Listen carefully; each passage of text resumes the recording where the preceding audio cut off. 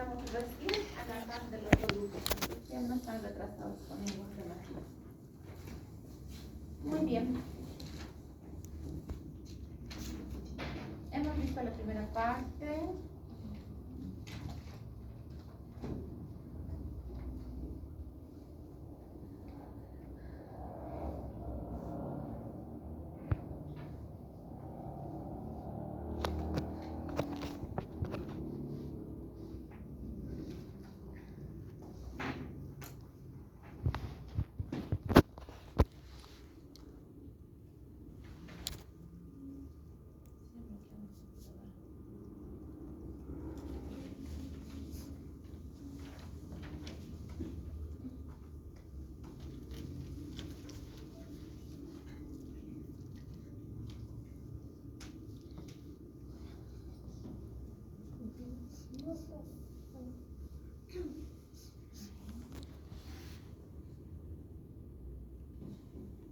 Muy bien. Esto hemos visto, ya hemos visto clasificación también, ¿no? Factores de riesgo, etiopatogenios, cuartas de ingreso, clasificación asintomática, aguda y crónica, estadios, enfermedad pélvica inflamatoria asintomática. Nos hemos quedado en clasificación. Buen día.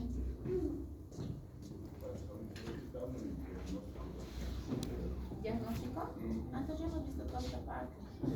Sintomatología, ya hemos visto. Acá, ¿diagnóstico?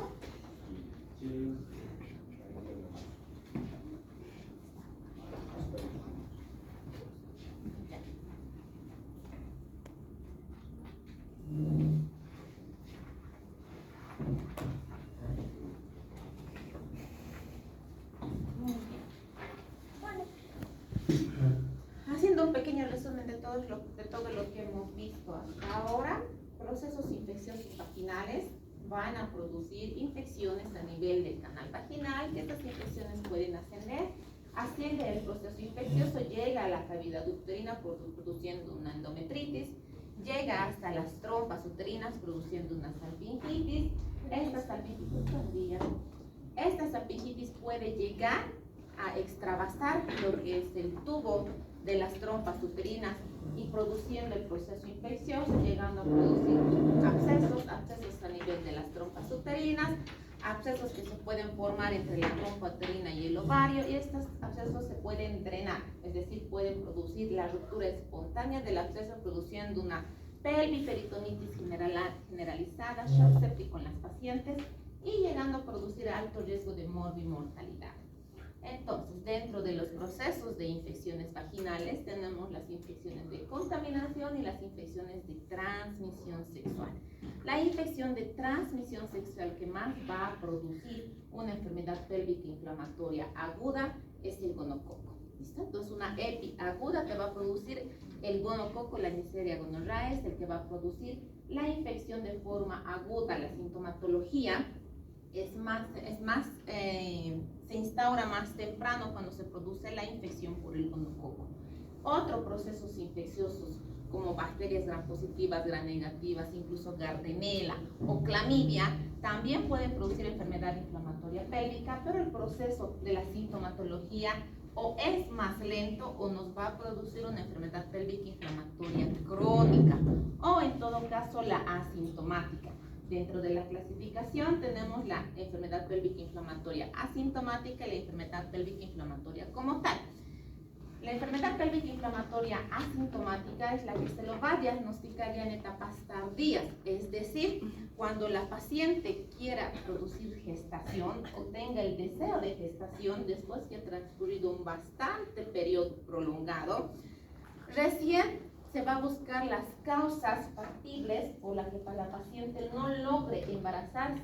Y cuando no logra embarazarse, se realizan los estudios necesarios y dentro de los estudios necesarios está la serología para clamidia. Y esta serología para clamidia, cuando la IgG se encuentra positiva, la clamidia sí se va a albergar o sí va a producir una cicatrización a nivel de las trompas uterinas, produciendo que éstas se ocluyan. Por lo tanto, no va a haber el paso normal del óvulo y el espermatozoide no va a poder llegar a través de las trompas uterinas y por lo tanto la paciente no se va a poder embarazar más. Si se ocluyen las dos trompas va a producir una infertilidad como tal y esta paciente nunca más se va a poder embarazar. Para que se pueda producir la desoclusión, es decir, la permeabilización a la recanalización de las trompas uterinas, se puede realizar, pero el porcentaje de embarazos es bajo. Por lo tanto, no hay ninguna tableta, no existe ningún medicamento que haga que se recanalice nuevamente esas trompas. Lo único que es la cirugía.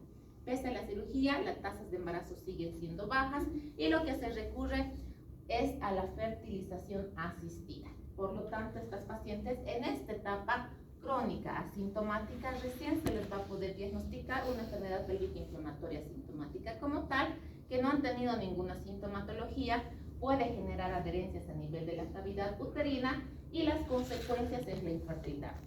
Nuestros objetivos de poder determinar una paciente y diagnosticar enfermedad pélvica inflamatoria se basa en tres pilares principales: evitar que las pacientes produzcan una infertilidad, evitar que tengan embarazos ectópicos producidos por la enfermedad pélvica inflamatoria y evitar el dolor pélvico crónico, ¿no? En pacientes mayores y en pacientes adultas, cuando tienen dolores en la parte del hipogastrio de forma crónica, continua y no se puede descubrir la causa y permanecen con dolor continuo, según los antecedentes se ha descrito que han padecido de enfermedades pélvicas inflamatorias de forma repetitiva, por lo tanto el dolor es crónico y persistente.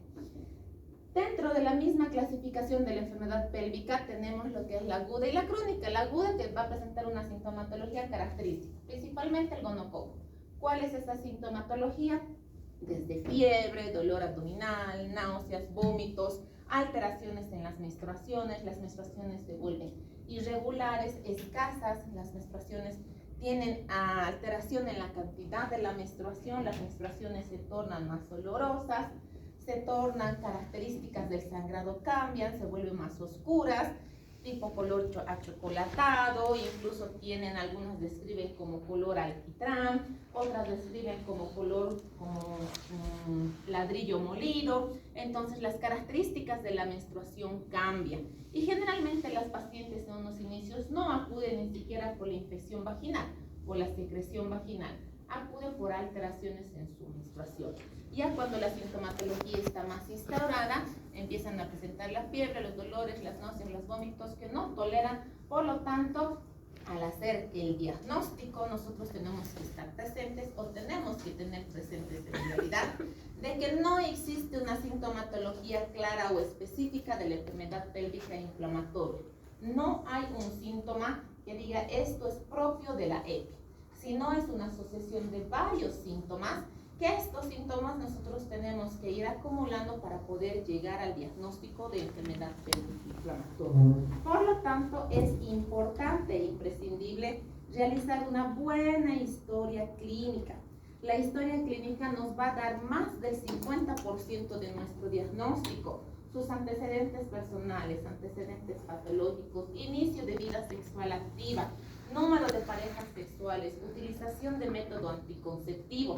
Entonces, todas estas preguntas que realizamos, que parecen a veces cotidianas o monótonas en la historia clínica, es imprescindible para que nosotros podamos llegar a un diagnóstico de enfermedad pélvica inflamatoria, principalmente en pacientes en etapa sexual activa, en etapa de reproducción. ¿Por qué? Porque puede que haya salido, ya se hayan ido a una fiesta, hayan tenido un encuentro con una pareja, no hayan utilizado preservativo, buenos días, no hayan utilizado preservativo y sea el origen de una enfermedad pélvica inflamatoria de origen infeccioso de transmisión sexual. O tengan una pareja o no tengan una pareja y hayan tenido una infección vaginal crónica, persistente, secreción vaginal continua, que creen que es normal tener su secreción vaginal de forma permanente. Cuando este ya produce un proceso infeccioso crónico, este va a ascender a través del orificio cervical externo, interno y llega a la parte del endometrio sale por las trompas y el proceso se generó un proceso infeccioso crónico.